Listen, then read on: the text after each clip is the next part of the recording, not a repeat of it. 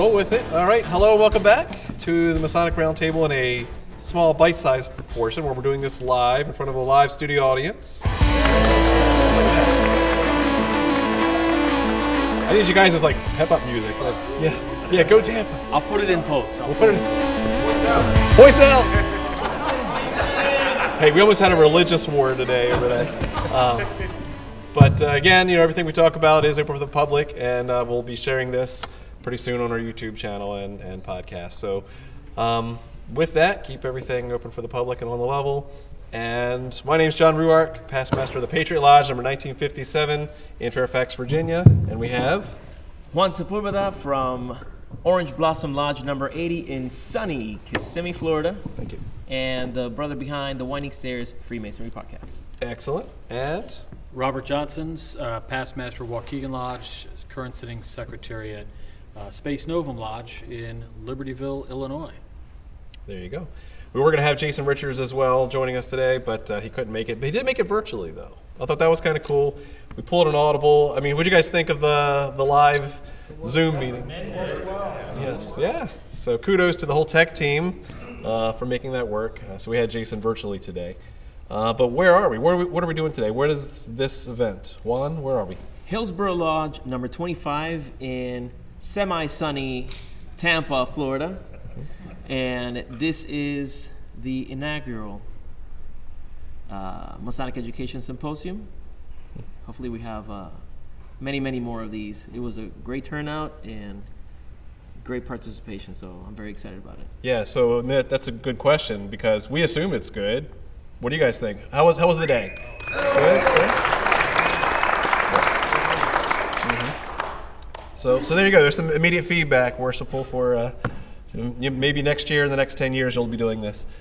But that's really what we're here to talk about too. Today is what is it like setting up one of these? We've done other episodes and about Masonic conventions and this spread of starting up little pockets. And the good news is you can't have enough of them, right? Every one of them are unique. They have either a local flavor or they have a specific theme like Esotericon or some of the Attleboro Masonicon.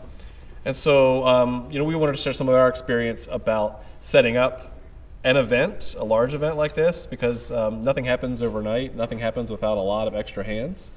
And really just wanted to bring in some thoughts on what that's like. So you're going to be next up, Robert. Yeah. Because what's coming on in September?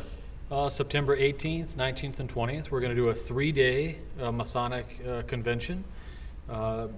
Took my cue from worshipful brother Dago Rodriguez and from the Southern Pasadena Masonic Lodge. He put on a 3-day event. The first night was a huge festive board on a Friday night, so it started with a festive board. Wow. I thought that was crazy cool, really different. At first they said, I don't know if that's going to work, Dago, and really it was the best experience. We really enjoyed it. So we're going to do the same thing, Chicago Masonicon. We'll have a festive board the first night. We got a charity event happening that afternoon before that happens. So we'll be doing a Feed My Starving Children event. And then Not your starving children. Not my particular starving children. You and your 4 kids. Well, And then Saturday's all-day Masonic education. We've got some great speakers happening, including the two of you. We've got Jason, Tim Hogan. We've got all these guys that are coming out. And then about a half a day on Sunday before everybody goes home. So a 3-day event. And some of as you talked about these local flavors. So when you go out to Los Angeles, you go out to South Pasadena Masonic Lodge, what did they do that was so crazy and different? Well, what was so different was this element of film and the entertainment industry. Dago is intimately already involved as a producer and a filmmaker himself. So what he did was we had screenings of certain movies or shows that Masons were either in and they were there. We had Johnny Royal come out from doing the Illuminated movie. I got to do a Q&A with him and led that. And so Saturday all day was presentations until 5. Then we broke for like 2.5 hours, and everybody came back at 8 o'clock and set up. And we went from 8 until midnight watching movies and talking. And then everybody went home and was back at the lodge the next morning drinking coffee and eating candy bars at 9 a.m. So the theme for Chicago Masonicon is very much similar. We're going to do 3 days, probably not stay up as late, but that's really the hope. And we've taken our cues. I'm learning from both everybody who's involved with Esotericon in Virginia, of course, South Pasadena Masonic Lodge, their con, and Attleboro, which has been the Masonic convention that really kicked off the idea of a large convention space. I used to go to comic book conventions for years. I was particular to the San Diego the San Diego Comic-Con, and that event in particular is worldwide known as the best and gold standard in comic book / pop culture conventions. So when we consider that, I think Attleboro is the Masonic equivalent. And they have maybe 400 to 500 people who came last year alone through the building in just one day. That's right. So what do you think of this con thing, Juan, as a movement, as an event, instead of just your traditional, come to lodge, read the bills, and even maybe get some education, but it's different. There's something different about it. It is different, and it also has that element where you have people that are very passionate about Masonic education, and they are the ones putting things together. In this example, of course, Hillsborough Lodge is very forward-thinking. They're very open to Masonic education. They've made adjustments into their regular meetings to accommodate Masonic education, but not every lodge has the fortune of having that. And if I know that some of you may think, well, I'm going to go back to my lodge. If I were to tell my lodge, we're putting together a Masonic conference, it's going to get voted down. People are going to be fighting, right? So what this allows is for those 3-4 brothers in a lodge who really love the Masonic education, who are really thirsty for a broader education program, they can all come together and put an event that is independent from a specific lodge and bring all of that geekiness together with no judgment. It's like, this is what we like, and this is how we do it. Yeah, and I think what's interesting about that is that I'm going to speak on behalf of millennials and the Worshipful Master, that you're seeing a lot of growth of the con movement, not even just Masonry, that the younger generation tends to like more experiences over things, right? So you'll find them buying less Masonic jewelry, but going to more Masonic events, right? They'd rather spend the money on a plane ticket and a hotel to be around like-minded brothers and share in some experience that they can come back, take some ideas back to their mother lodge and try something else. So we've always said, it's really good that these things aren't as hard to put on anymore as they used to be. Like, we're very few that I can think of actually used any event planners, like professional event planners. Yeah, I don't know of any. Yeah, I'm struggling.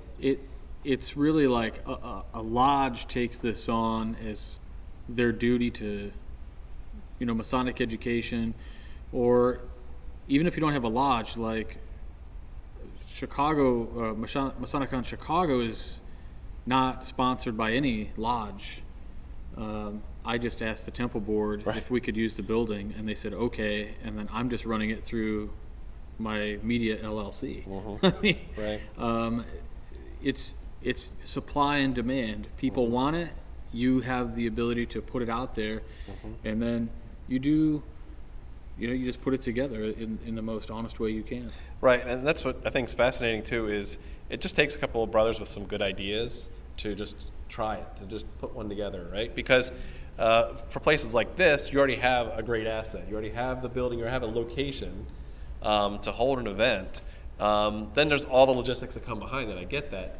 But as we said earlier, many hands make easy work. And so the logistics of putting something on are really not that much, or really not that hard, especially if you have people who are dedicated to the cause. So I know we wanted to bring in the Worshipful Master's opinion too. So let's give a round of applause for your Worshipful Master.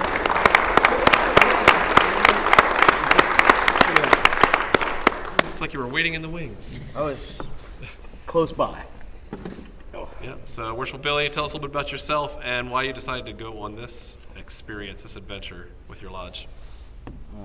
Well, I started Freemasonry in this particular lodge in 2011. My district deputy sitting up there in the seats, and I went through our EA Fellowcraft and Master Masons degrees all in that year. And we've been going hard ever since. And, as far as, doing this type of event and, getting something like this going, again, hearing about it on podcasts and things of that nature and going, oh, that's interesting, what Ezekiel Bates does and what South Pasadena's thing is totally wild. They got a bunch of different things going on with that, quite unique. And what could we bring here to Florida where we don't necessarily see quite as many of this kind of event going on? We do have things like Boynton Lodge's Esoteric Research Group and others that do a lot of events throughout the state. But, this kind of big, Masonic Con kind of and Symposium event, it's not down here at all. So, that's one reason why I hit you guys up in particular was to see, hey, let's bring some of that experience and knowledge, bring them down here, and hope that that is not only a good experience for us in the room, but also something that we can see as a spark, if you will, with the Masonic education within our local area and our entire region within the U.S. to kind of see guys and go, oh, you know what, Brother Tahiri, he's dabbled in it before. He wants to pick it back up, and he's going to sit there and play with a few more pieces. Then the next brother comes around and goes, oh, well, maybe I'll try that. And that's why, in particular this year, as we talked about in some of the presentations, what do you do in Masonic Lodge meetings? One thing we're doing is taking those second stated, because we have 2 stated communications a month, taking that second one and going, okay, well, let's pack that full of discussions or some type of lodge debate kind of thing, or our guest speakers coming in and doing presentations of a variety of different things. And it's a good place for them to get their feet wet and potentially be a speaker down the road at an event like this. So I have a couple questions for you. So first off, day's not over yet, but No. what do you think went well? This being your first time, your first shot at this, what do you think went well? Man, you know what? I don't know. I'm still kind of asleep at the moment. Not sleep, got it. Yeah, and don't expect to sleep the day before or night before. So, I think what went well, it was nice having a good, diverse group of speakers. I thought the presentations had diversity to them, and it kind of changed up throughout the days. So it had a little bit of, people can dabble in things. Right. For example, and it's different depending on, for instance, Mid-Atlantic Esotericon. You're going deep down that rabbit hole. Mm-hmm. That's good, but not everybody necessarily wants to go down that one specific rabbit hole. So there's different types of events for different guys that are going to want to get into things. As a regional flair, it's nice to have this kind of throughout that everybody can dive into, and then maybe we start doing some events that are diving deep down a rabbit hole of esoterics or this, that, or the other. So I think the diversity in the presentations went pretty well. I think having vendors available, a variety of different guys who are able to bring a variety of different products, everything from your normal lapel pins to Juan's art and a lot of different things, variety of books and stuff that that you're not going to necessarily get. Right. And I saw that the fellowship and the vendors and that kind of stuff. There's not a Masonic store you just shop at. Nowadays we have online stuff, but you're paying shipping, you're dealing with all this stuff. So, when you go to Grand Lodge here in Florida, and Juan can speak to this, there's a big open area out there in front, and people are going out there buying random stuff, talking to different groups, doing all these other things. I was like, it was cool to have something like that, add that into the mix. So I think the mixture of that kind of stuff with the fellowship, where we can go break bread together, have a good time, makes for a decent event. So, given that, and the day's not over yet, what's your biggest challenge so far? Because it's been Staying pretty awake. smooth. Yes. And not breaking anything else. Okay. Like, last night, breaking the sound system right before we have a big event. Or, a lot of other things. There's little stuff, and you just have to be constantly going at it and making sure everything's up and running. Murphy's and going Law, well. right? Yeah, definitely. And, when we see, the kind of work that goes into this kind of stuff, it is one of those things where you can put this kind of event on with no trouble at all. In reality, you can open the doors, invite people down. A few years ago, one of the reasons why I thought we could get certain numbers to come to an event like this is simply put, our Master Mason Association brought Andrew Hammer down, opened the doors on a Saturday, had a ton of people down here. There wasn't really any planning or anything. I just invited them, opened the doors, and there's some maybe some donuts and coffee and things of that nature. That was it. There you go. Everybody loved it. Well, you could do something as simple as that with near zero preparation, or you can add to it, and obviously it makes it much more of a holistic experience. So, you can run the gamut. Yeah. And so then I'll ask one final question and let these guys chime in. Is any advice you would give anyone, not even a sitting master, of if they're thinking about doing something like this? Since it's your first rodeo, any advice you would give them? Well, I've only been the master for 2 months, and as my secretary tells me, I'll get it right by November. Yeah. So, when it comes down to, what's going on, plan ahead. The plans aren't always going to go the way you want, so you can plan as much as you can ahead of time. And when you're in the middle of it, don't get disparaged. And make sure that you're also able to react to it quickly and overcome those things as they come up. All right. What do you guys think? I just think this was a fantastic day so far, right? Because it's not over. I loved hearing the perspectives of our speakers and everybody who chimed in and had questions. People, it's a unique experience to present at an event and get interaction from the audience and the people listening, because the perspectives that they bring to what you're saying it's a two-way street, right? Yep. They're teaching you as you might be giving them some nuggets of information. You're learning from them and what they have to give you as feedback. So I'm always just filled with gratitude to be able to come to these kind of things. It's just been amazing. Juan? You see, the conversation, it reminded me of the professional comedians. Here's why. How many of you are like fans of some comedians? Anybody follows? Oh, very good. I don't know if you know this, but like comedians, they have a seed for their joke out of a circumstance, out of something. And then they go to the comedy club circuit and they just go and then they throw it out there and they get a feeling for it and they start polishing a joke. At the beginning, they know there's something there and they know that it is funny, but the audience feedback helps them craft it even further. Like the presentations that we gave today, they're not perfect. They can't be perfect. They still need that kind of feedback. And when you go to events like this, you are an active participant in the perfection of these kinds of presentations. So it's a symbiotic relationship where, by the end, I can be very proud. Say, you know what? I have a very polished presentation that I can bring and take anywhere. I can go to any lodge and it works well, but there's always that little feedback that you get back. It's like, well, this didn't work well here. Maybe we need to add more substance to it, or we need to find some supporting material to drive the message home.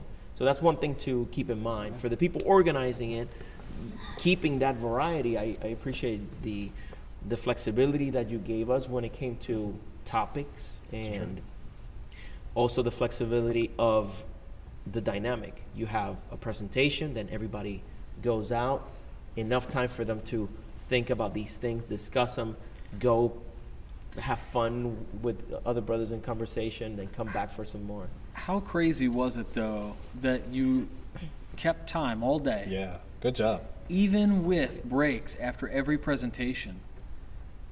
So that's just unheard of. How many times you guys take a break between a degree and you're like, okay, 5 minutes, but it's really 15. Like 15, yeah. It's like herding cats, man. Yeah, for sure.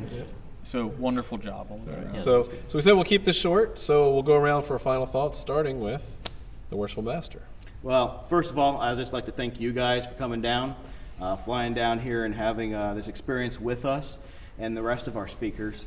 And of course, everybody who was able to actually come out from not only this state, other states across our state, across our area, for coming down to an event like this, and hope to see you guys next year. Yeah. All right. So we're in Tampa. Who traveled the furthest? Who thinks? Arizona. Wow. Wow. Thanks for I know there's Arizona, there's a Tennessee, Yeah. Nebraska, Texas. Texas. Hey, there was Germany. So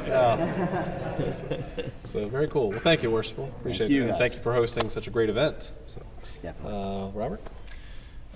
Just to say thank you again. The event is amazing.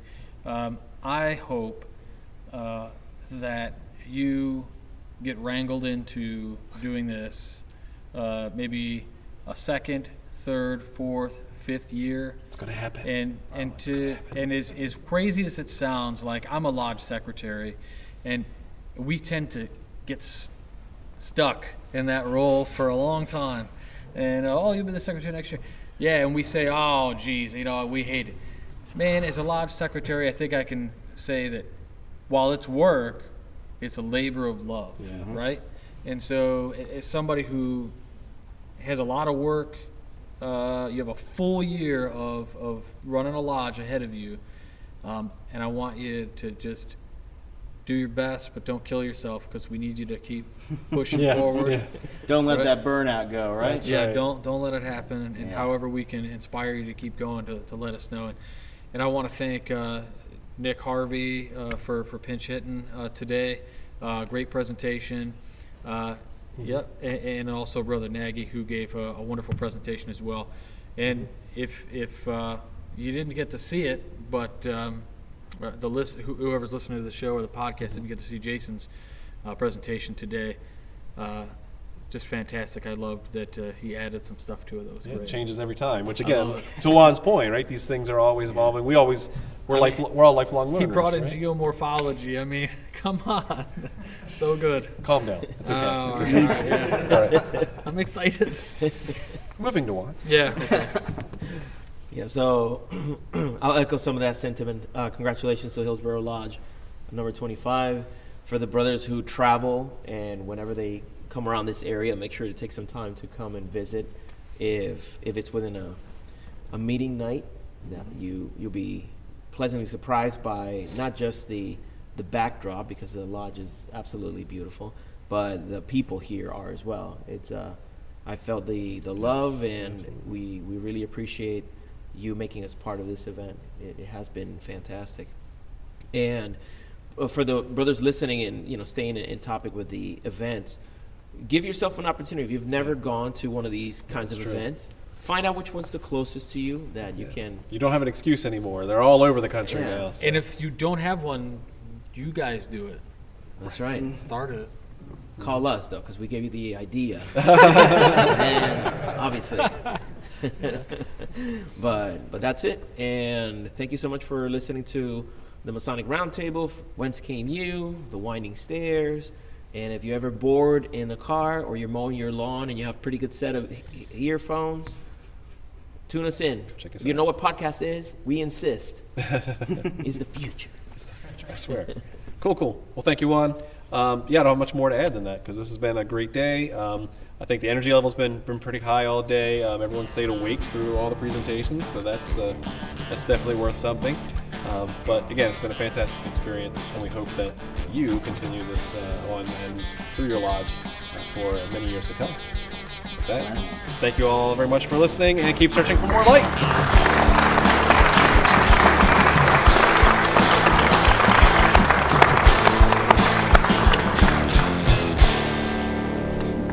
There we go.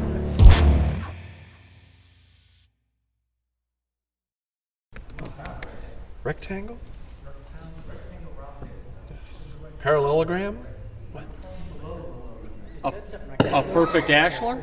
All right. Or is it a cup? Ready?